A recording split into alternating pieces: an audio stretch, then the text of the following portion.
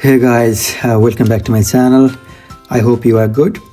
So today I'm making goat curry in my style. Okay, I'm cooking my goat curry in a pressure cooker. So I already have my pressure cooker on stove, so it's getting hot while my ingredients are ready. So I'm starting with brown onion, peeling them up. In this recipe I'm using around 4 brown onions, 1.5 tomato, few green chilies, and half kg of meat, around half kg of goat meat, some bay leaves, cardamoms, and cumin seeds for the fragrance. So I've started peeling up these brown onions. So I'll slice them really fine, as much as I can, because fine slice of onions cooks quicker and they will help you build the gravy in a curry. So if you caramelize these brown onions really nicely, then they will give you a sweet texture, balancing your spiciness or hotness in a curry, plus gives you a good thick and consistent gravy. So while you're cooking the onions, don't let them change the color. Just cook them in the low or medium heat until they are soft. So I'm starting here with slicing the brown onions. You can see I'm working too fast, man. So I got a takeaway content on the side, so I can keep all my rubbish in this, so that they are not all over my section, because I love my section clean and nice and tidy. So you can see me slicing the brown onion. I'm slicing fine as much as I can. Okay, here you go. Brown onions, they will go first. I'm gonna caramelize them. Let them cook until they are soft without changing the color.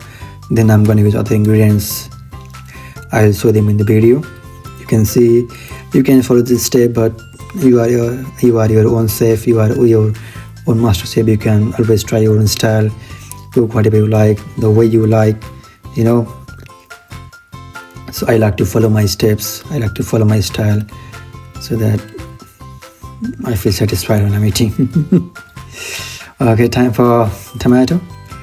So I'm using 1.5 tomatoes here. That should be enough for like half kg of goat meat.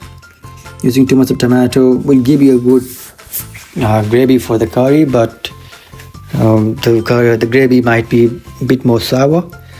So I think this 1.5 tomatoes will give me a balanced taste, nice gravy, plus a good color. So tomatoes also give you the bit of red color in a curry, so I think this 1.5 tomatoes will be enough for me today. So I'm chopping this as fine as I can as well. Yeah, I'll get something to put these tomatoes on.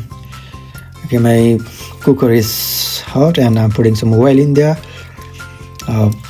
Little bit of more oil, so because your meat gonna absorb the oil, the onions gonna absorb the oil, So you're making the gravy in there, so a little bit of extra oil. Here you go. Don't let that juice go waste. That juice is important, man. Okay, I got a meat in there. That's really nice goat meat. It's actually a pure goat meat. These chunks are really good, but I don't know why I want a bit smaller. I want it a bit smaller, so I'm cutting them off. I'm checking them if they are good, otherwise I'm cutting them off. You can see.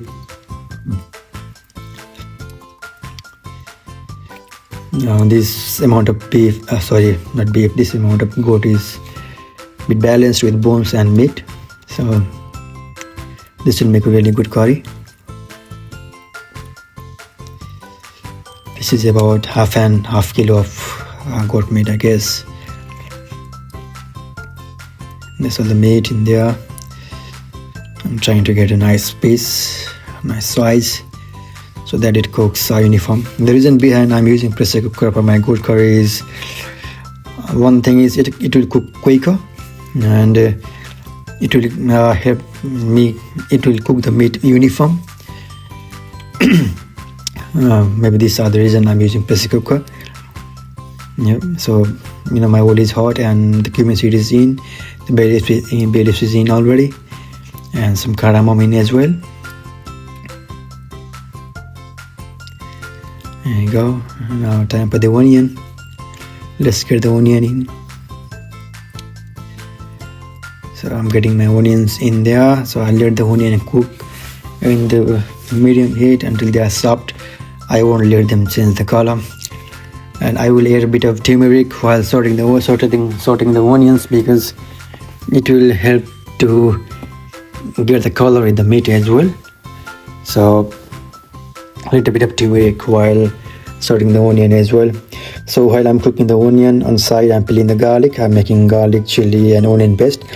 I didn't put all the onions, sliced onions, in the pressure cooker. I left some onions behind so that I'm gonna use that sliced brown onion in this paste, so it will give me nice and consistent paste actually, you know.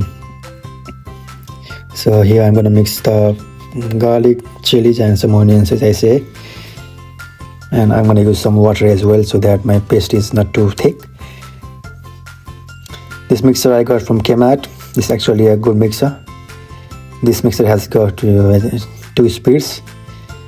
So you can see me adding some water in there. Let's cover the lid and start blending. So this is really nice. This is really cool. This is really nice mixer, you know.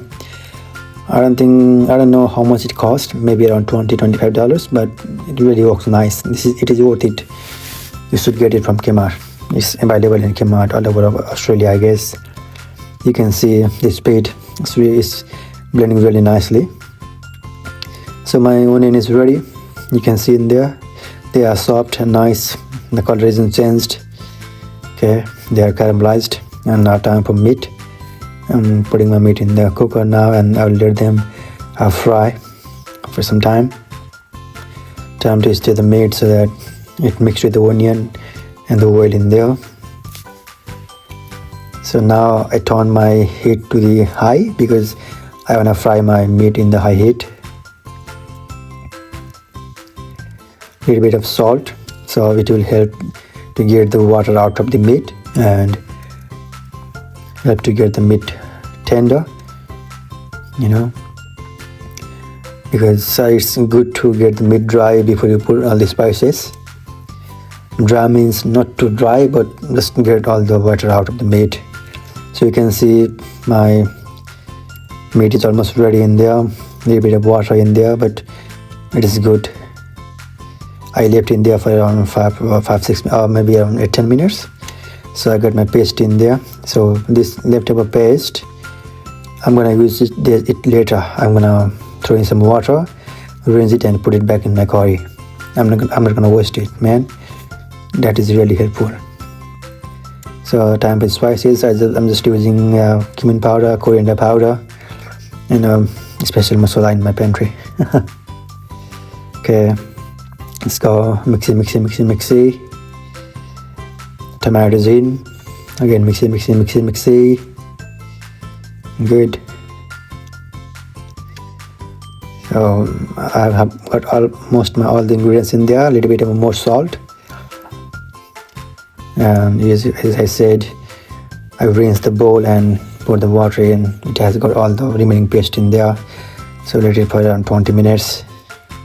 You can see nice and thick, consistent gravy. Nicely cooked tender meat. Not too red. Bit of red color of tomatoes. Time for the garnish with coriander.